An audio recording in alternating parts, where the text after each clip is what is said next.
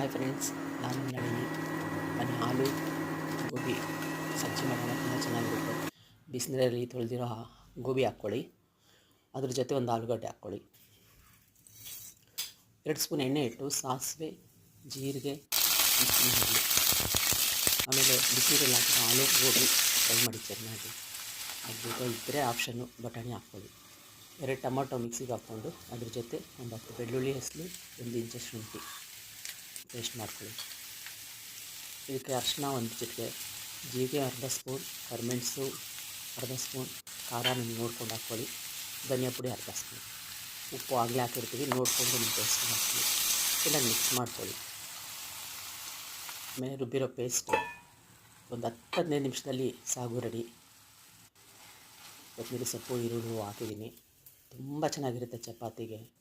ಒಂದ್ಸಲ ಟ್ರೈ ಮಾಡಿ ಫ್ರೆಂಡ್ಸ್.